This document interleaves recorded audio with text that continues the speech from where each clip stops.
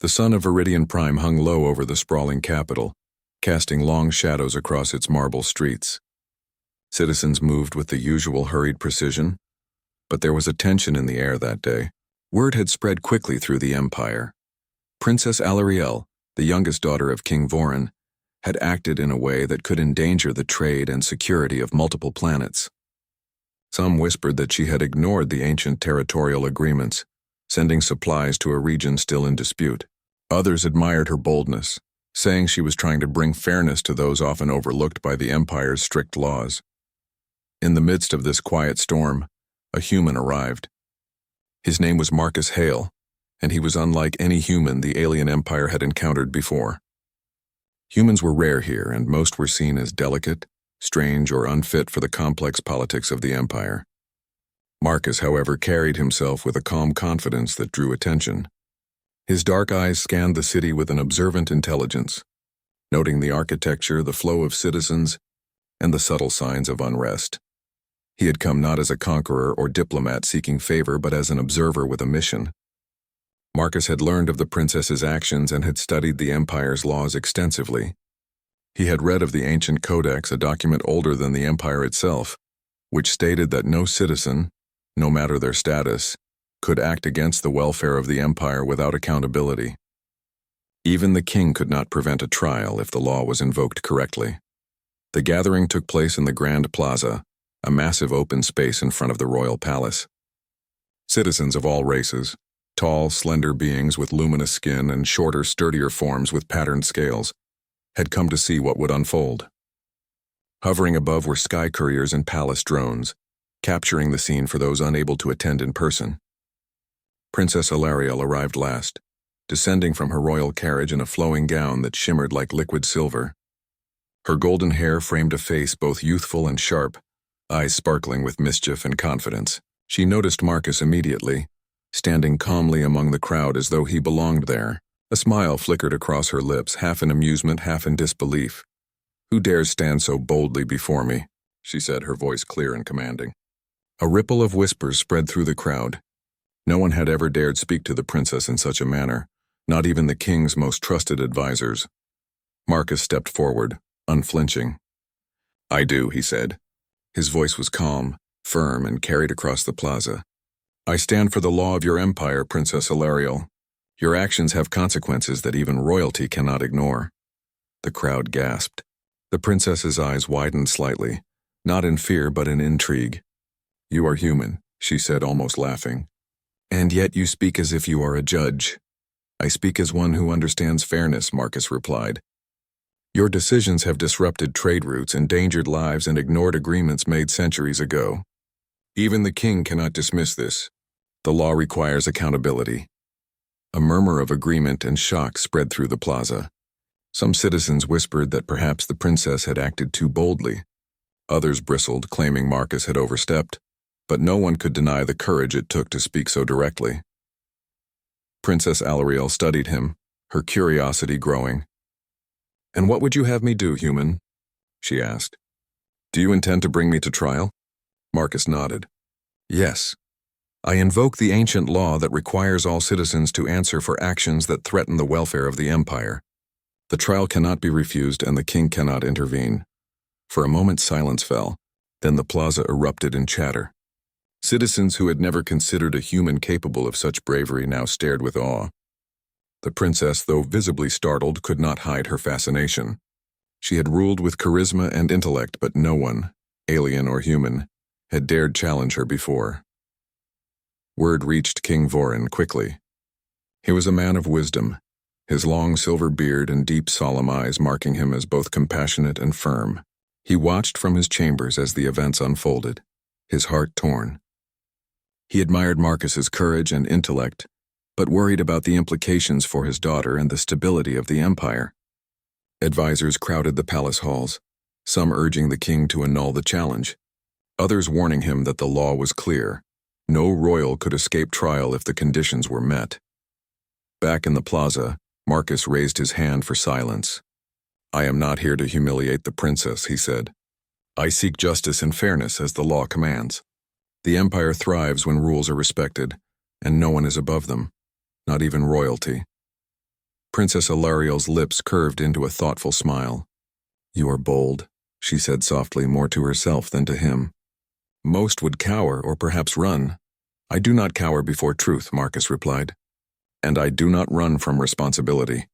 The crowd watched spellbound as the human and princess faced each other. There was no fear in Marcus's gaze, only unwavering confidence.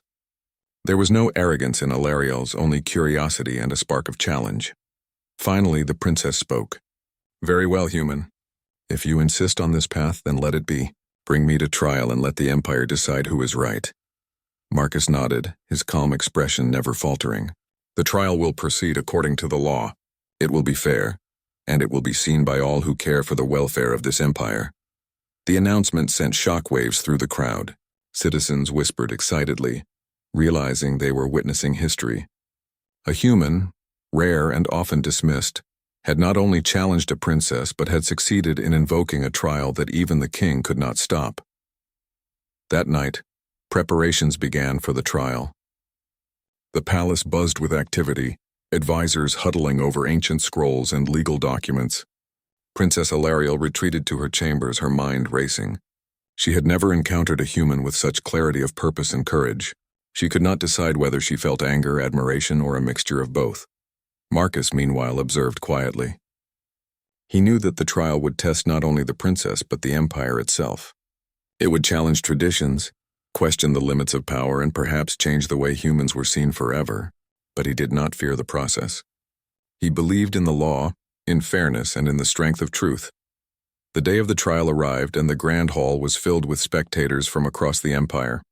Aliens of every shape and size gathered, their faces a mixture of curiosity and apprehension.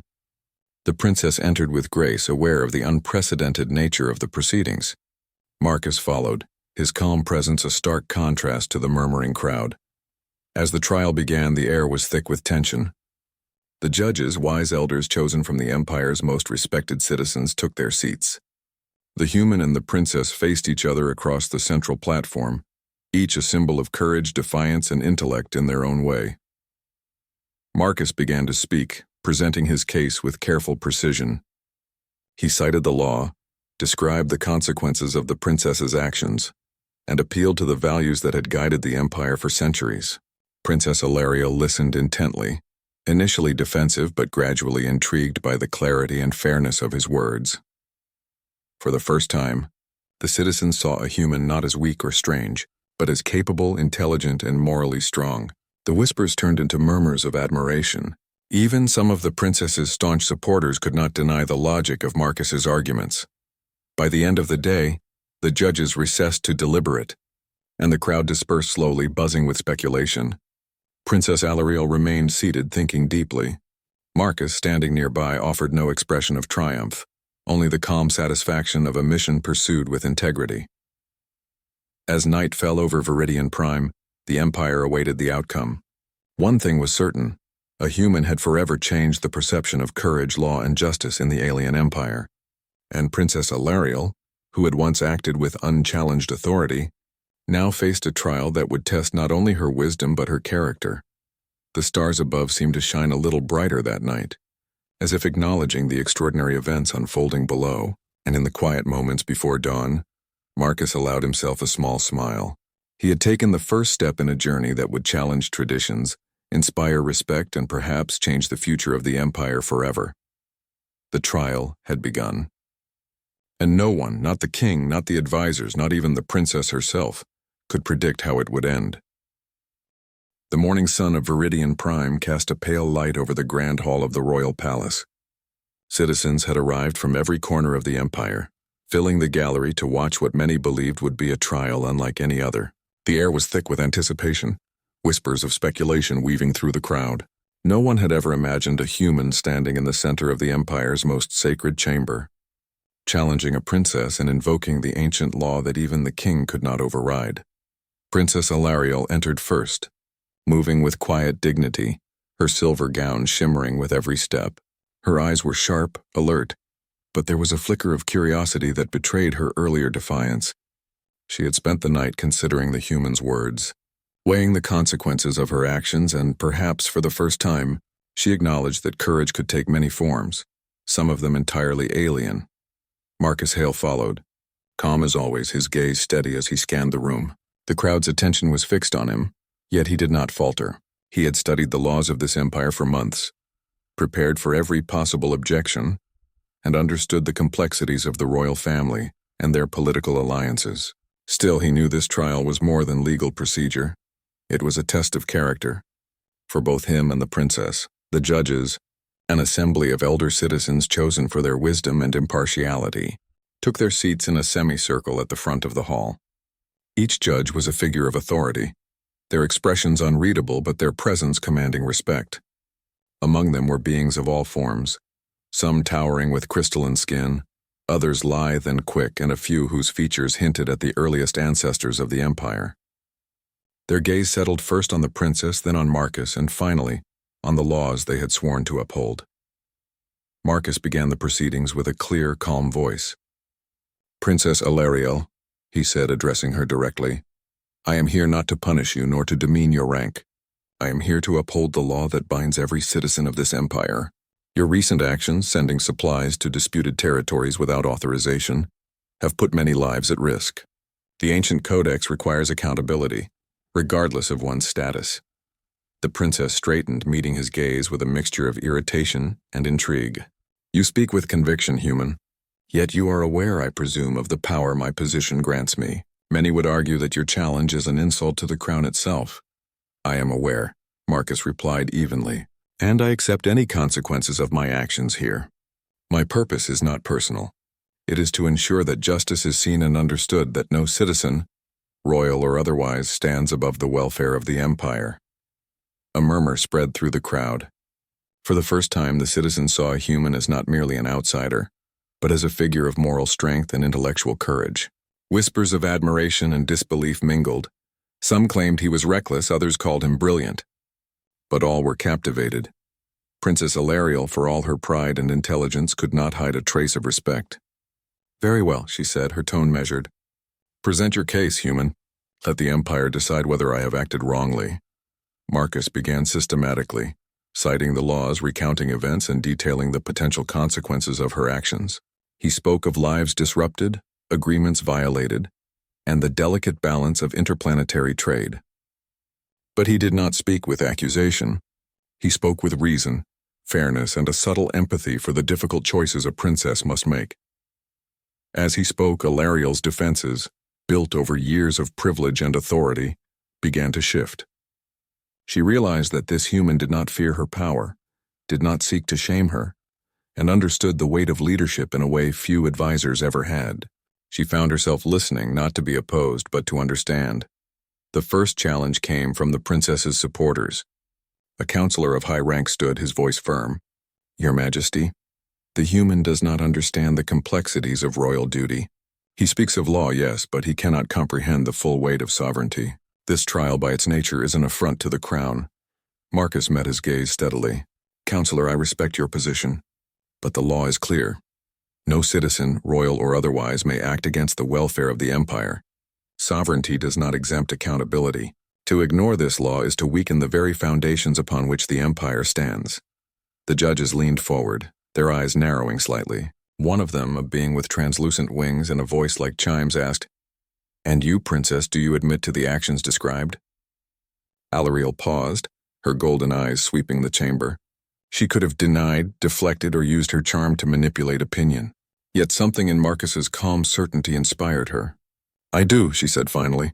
"I acted as I believed was right, but I acknowledge the consequences. I accept that even a princess must be accountable." A stunned silence followed.